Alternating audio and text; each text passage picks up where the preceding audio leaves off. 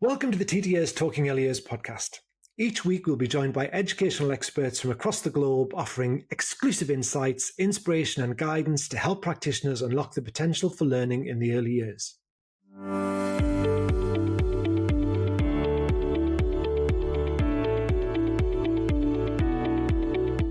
Hello, my name is Alistair Bryce-Clegg and I am your host for this week's TTS Talking Early Years podcast. I'm an early years author, trainer and consultant. Now, throughout this series, we'll be discussing a range of topics aimed at supporting best practice in the early years and inspiring you with guidance and resources that will really enhance your practice. And I'm delighted to introduce Ruth Swailes as today's guest. Hello, Ruth. Hi, Alistair. How are you? I'm very well, thank you. Are you? All good. Love a podcast and love a conversation. Today is going to be a good one. It's, talking about the early years curriculum, which is something that I know you and I talk about an awful lot. Yeah.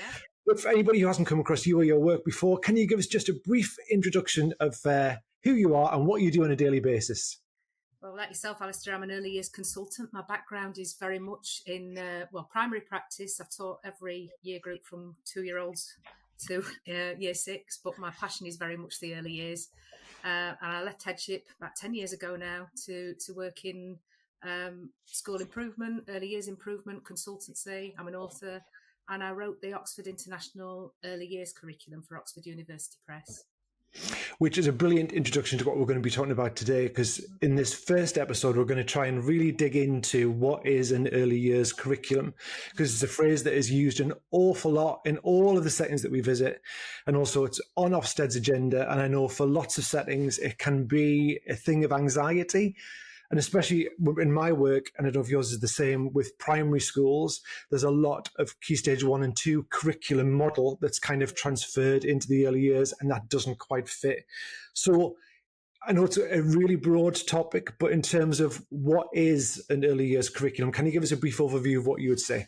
Yeah, I would agree with you. I think people find the word quite frightening, and I think we're probably just getting used to using it in early years because we've often talked about child-centred practice, from very early stages, and suddenly this word curriculum came about in 2016 when Ofsted started talking about it, and people were really panicky. And what I do with people is I'll sit down and say, look, it's just the stuff you do all day, every day. It's what you want children to know and learn, but it's also how you want them to be. And I think that's a big part of our curriculum in early years that might sometimes get overlooked. It's about developing those characteristics of effective learning. It's about the relationships. It's about routines, expectations. So basically, when I'm talking to people, I say everything that you do with the children from the moment they walk through the door, that's your curriculum. Some of it is really explicit and some of it is hidden, but you are teaching them by the way you interact with them, by the way you organise your furniture, the resources you choose, the organisation of your day. All of this sends some messages, and that is all a big part of your curriculum. So I think it's really odd because it's straightforward in that sense, but it's also quite complex when you start to put all of that together and unpick it. And I think you're right. I am seeing a lot of people who are feeling that top-down pressure. Yeah. And you and I both know, because we've been doing this for a long time, that 'twas ever thus. We've always felt that. Why is it different in early years? Why can't you just do? But I think it feels that way now more so than ever. And I suppose what I see my job as doing is empowering people to go back to what do these children actually need, and where are they now, and how do we get them to be ready for that next stage, but also to enjoy and to thrive and to flourish in the stage that they're currently in. Yeah, and I think the thrive is the really important word you've used there in terms of not just children thriving, but adults thriving as well. Yeah. And the idea that also the curriculums that people create in the early years will, as you say, somebody linked to knowledge and skill coverage, but also very much linked to the individual needs of your children, which might be different from setting to setting, even within the same local authority. You know what your children need, and that idea of meeting the children where they are, which we talk about a lot in early years, and going on that journey with them, means that you can't write a curriculum in the way that you might have written the national curriculum and say, well, on term 2, week 3, we're going to do the Tudors. It's about the idea of having that core knowledge and skills that you know that you'd like to cover, but then looking at the children that you've got and thinking, well, what's right for now, and where do we start with that? Absolutely. And I think that was, for me, that was one of the big dilemmas when Oxford approached me to write the international curriculum, because I've always, shied away from. I don't necessarily have a problem with schemes per se. I've always said that a good scheme, a good teacher will make it work. Yeah. But I do worry about them. I talk about them as being a scaffold rather than a straitjacket. And so it was a little bit of a dilemma for me. How do I encapsulate that unique child in an early years curriculum that's published? And had to think long and hard about that. And there's a conversation with my husband who actually said, well, if you don't write it, somebody else will. So why don't you make it work in that way? So, but that wasn't an easy thing to do either. It's much easier to write a set of lesson plans, isn't it? Well, it is, and I think we're in a culture as well in education where teachers and adults who deliver teaching or deliver knowledge are being pushed into being deliverers as opposed to being teachers in the truest sense of the word. A teacher where you respond in the moment to what's happening with those children, use the knowledge that you've got, use the knowledge you've got with those children. And again, I work with lots of people in the early years who are like, especially around things like phonics and maths, it's week 3, it's lesson 14, we're all delivering this, whether we're ready for it or not. And somebody did say to me the other day, I feel like I've become a deliverer and not a teacher. Yeah. So I think, like anything else, as you said, any good scheme is great as a scaffold, but I think we also need to empower and give the profession permission to say it is a scaffold, and the joy of our job is that we are able to flex around that for the needs of the little humans that are sitting in front of us. Yeah, I mean, one of my catchphrases really, I suppose, is the scheme has not met your children. You have. And so, a scheme is a starting point. And this has been one of the things. So the work I do with Oxford, I still do, a big part of incorporating this uniqueness was, I said to them, there's going to have to be a lot of training here for people to understand that this isn't just something I pick up and run with. And so in that training, I spend a lot of time saying, if you have children who are brand new to learning English, you will need to adapt this. Yeah. If you have children who are fluent in English, you might be able to push this, and having to build a lot of differentiation into that to support people, or adaptive teaching as we're calling it now. Which is really differentiation with another name, isn't it? Well, yeah. And again, when you've been on the block a couple of times, I used to listen to people who said this when I was younger and think, oh, how dull are you? But, I'm now saying it all the time. I go, it comes around again, just called something different. Yeah. So another thing for me that's really important is the fact that for senior leaders, if they're only listening to this, is that obviously the early years foundation stage is different from key stage 1 and key stage 2. And I think if you are wanting to have a really effective foundation stage, a feather in your cap as a senior leader would be to say, I view my foundation stage differently. Obviously, you want good outcomes for all children, but the way that we manage our foundation stage is around the guidance, it's around what we know about child development, it's what we know about brain development. And therefore, although there are consistencies in our curriculum across the whole primary school, if you are in a primary school, our foundation stage is unique because, and it's that because bit of, because we are gathering these children and they're coming to us at the very beginning of their journey. And all of those things that they develop, all those dispositions for learning, that love of being at school, that kind of positive relationship with being a learner in our setting, they're really important foundations. And those are the things that our early years curriculum really fosters. Yeah, and I think I quote Lillian Katz a lot, and she said, just because it doesn't look intellectual, it doesn't mean it's not challenging. This is challenging for these children where they are. And I think, my experience is that there are few people who have direct experience of working in foundation stage who end up in headship for whatever reason. Yeah. I mean, I was certainly told that if I wanted to be taken seriously and go for headship, then I needed to teach key stage 2. And I think that's really sage advice, actually, because I then had this idea of a child's journey right from the very start of school. To the end. And I think it would be wise to go the other way as well. But I appreciate that it is a little bit like Marmite. Some people don't want to spend time down there. So I think, it's valuable to understand the uniqueness. And I was teaching in a time, and I'm sure you were, before the foundation stage existed. And you were kind of told, here's the national curriculum, try and make it work for your youngest children. And it didn't. And that's the very reason why we have a foundation stage. And I spend a lot of my time reminding people that the stage is statutory. It is not mini key stage 1. It is guided by a statutory document which has some very clear must statements in it. And one of those must statements is you must meet the needs of your individual children. And I think that's really important to just keep coming back to and reminding ourselves why we have that stage, and that it will look different, and we're building the secure foundations for that later learning to come. But we don't do that by doing it earlier. We do it by giving that children that wide breadth.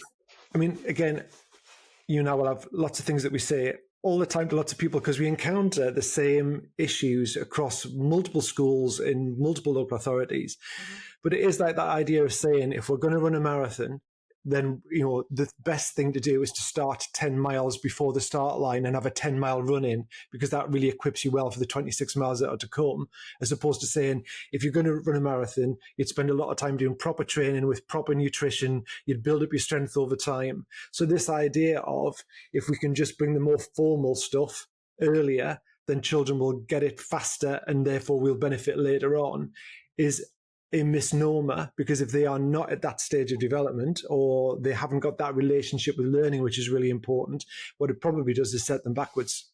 Yeah, and I think it's about just really looking at where the child is at when they come to you, and that will be, there is such a vast range, isn't there, in any class? Having taught, I taught mixed classes for many years. I taught four year groups in a class for a few years, and that's really broad.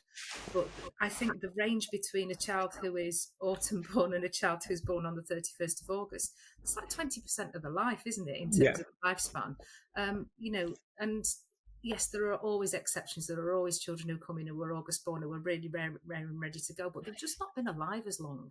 And I think we need to reflect that and reflect the uniqueness of the child. And I actually think sometimes the EYFS contradicts itself a little bit, in that on the one hand it says, every child is unique and they develop at different rates. But then we have this expectation that on the 30th of June, in the year that children turn 5, they will all be at a certain rate, and if they're not, then somehow we've let them down. And I often say to people, it's like saying, we expect every child on the 30th of June in reception to be 4'11", because that's the average height of a 5-year-old. That would be bonkers, and people would laugh at you if you said it. But in some ways, that's exactly what we do with our good level of development. It's whose level of development are we measuring against? We need to look at those unique starting points and build from there. We do, and I think it's because we are, as a profession, in a bit of a policy-soaked pedagogy where, unfortunately for us, leaders are judged by how many children get to a certain level, which is a level that's been put in place, around a government target. And then Ofsted will also look at that. So you can see why that filters down into the maximum number of children possible. There's also really interesting research out there about, if we get children to those levels by the end of reception, how many children is that really concrete knowledge and maintained there after the 5-week holiday, the entry into year 1. Mm-hmm. So again, there is an argument around, if we put pressure on reception teachers particularly to get children to a certain level, it is possible, but at the expense of what? And again, I work in receptions where things like in January or certainly by Easter, the sand and water tray disappear and tables come in for things like a guided write, because we need to get those ELGs in place, and it won't happen unless we do more focused guided writing. So there is a real difficulty. I think that's a perception that, I've worked with settings and we've taken provision through to Key Stage 2, and they get really excellent results. I think we do need to challenge that narrative to an extent, that more formal is better and the only way to get things. And I think, I was thinking about this the other day, and I think it's quite an arrogant thing to think, isn't it, that the children can only learn if it's something that I've imparted to them and I've done this direct teaching. And I stand back, because it's the luxury of my job is to stand back and look at what's going on in classrooms. And some of the very best learning is happening in the provision. Some of the very best conversations are happening in provision. And sometimes that's not when an adult's not there. And I do think we've fallen into a bit of a trap with believing that, if an adult isn't there, it's somehow not worthy. And I remind people again that, in the foundation stage framework, it says children learn by leading their own play and by following play that is guided by adults. And, it's not either or, it's both. And children need space. And I think I'm kind of banging the drum a lot for play. It's become a bit of a dirty word. It's become a 4-letter word. Yeah. But actually, we know that really good, high quality play whether that's guided, whether that's independent, is really, really powerful. It helps children to consolidate those skills. It helps children to develop self-regulation, executive function, communication and language if it's done right. Yeah. And they are all fundamental qualities that we need to be able to be successful. And actually, there's significant amounts of research that show that children have those skills when they leave foundation stage. They are much more likely to go on to do well than the children who might be able to write you a sentence, but probably don't want to because they really want to be in the sandal. They really want exactly. So, I mean, yeah, how you feel about being a learner is more important than anything you ever learn, because if you don't feel comfortable in a space, if you don't feel engaged, if every time the adult says, right, everybody come to the carpet, and your inner dialogue is saying, oh no, because we're going to sit for ages and my bum gets numb and I get bored, that will affect how you are as a learner throughout your entire school career, and you're in school for a very long time.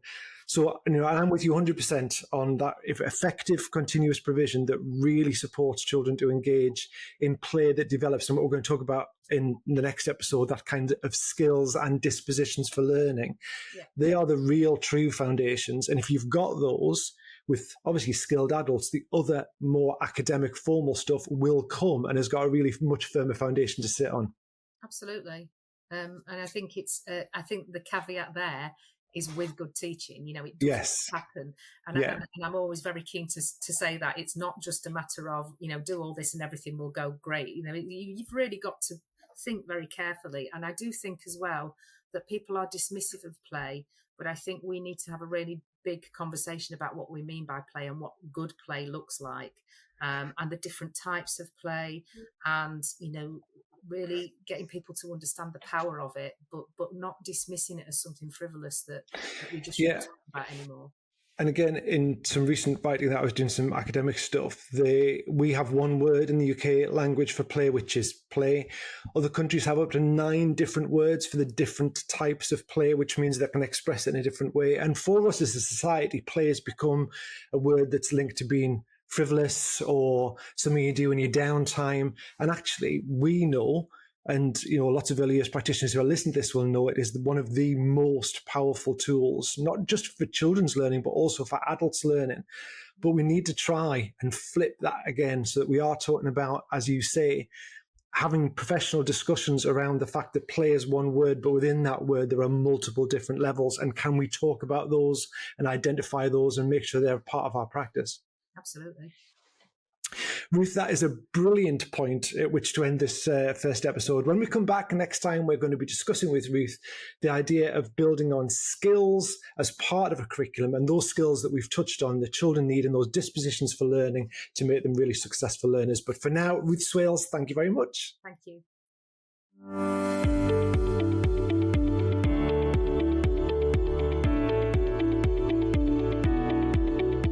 I would just like to say a huge thank you to our guest today, Ruth, for joining us and providing such valuable insights.